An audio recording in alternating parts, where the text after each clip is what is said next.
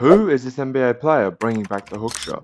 For years, the modern NBA has distanced itself from the once commonly used hookshot, gravitating towards a more perimeter-oriented offense that attempted to attack basketball in the most analytically effective way.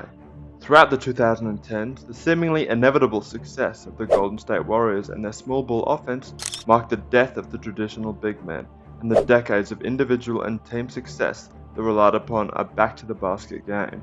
More explicitly, the underutilization of the hookshot, which has left many of the game's pioneers confused as to why modern players won't take the time to add the highly efficient shot to their offensive arsenal. You had the greatest shot that was almost virtually unstoppable for so many years, the sky hook, and nobody has picked up on that, since you retired. Why do you think that is? I don't know. It's not a hard shot to learn. You can do the George Mikan drill.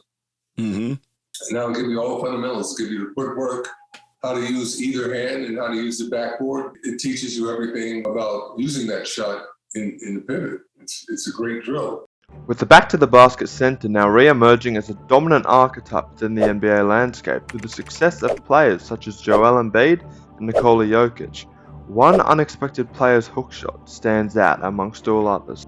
This diagram highlights the 10 leaders in total hookshots attempted per game, as well as their efficiency, while players like Nikola Jokic and Nikola Vucevic stand out for their volume as well as their efficiency.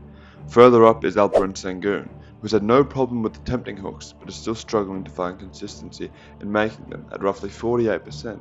However, sitting atop the hookshot hierarchy is the serially underrated Ivica Zubac, at 259 hooks, hitting an insane 58% of them, with many disregarding the Clippers at the start of the year. I genuinely do believe that the Clippers are not going to be that good this season with all the question marks that are going around there, but I don't really believe in it nearly as much as I believe in these other teams. So I'm going to go Clippers here. The tandem of Ivica Zubac and James Harden have been punishing opposing defenses. The 7-footer is averaging career highs across the board, averaging 15.9 points and 12.5 rebounds per game, with his recently embraced post-game and self-creation, resulting in a gravity that provides the Clippers with spacing off the back of constant double and triple teams, opening up lanes for cuts from Derrick Jones Jr. and Chris Dunn to finish at the rim. This is perfectly demonstrated on this play, where when the double team comes, Zubac is able to pass out to Derrick Jones Jr. for an easy dunk.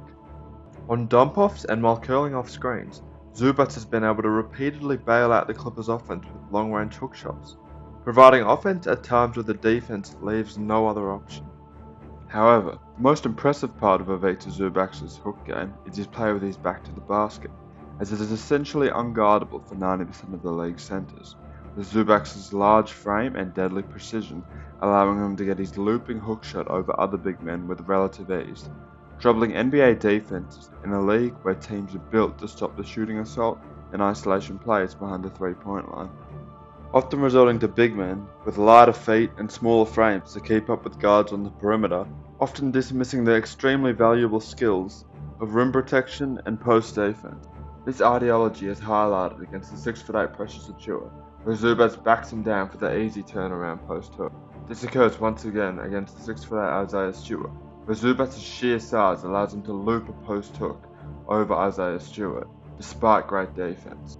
On dribble handoffs, Zubac has shown immense improvement, as his relationships with both Norman Powell and James Harden have created opportunities behind the three-point line and at the rim. On this play, Zubac's large frame and timing forces Hayward Highsmith under the screen, opening up the wide-open three-pointer for James Harden. A down screen by Kawhi, partnered with a DHO from Zubac, opens up Norman Powell for a wide-open three. On the defensive end, Zubac has been nothing short of incredible as a rim protector, as his team defense has anchored the second-best defense in the NBA, holding the second-best defensive EPM amongst eligible big men at plus 2.3.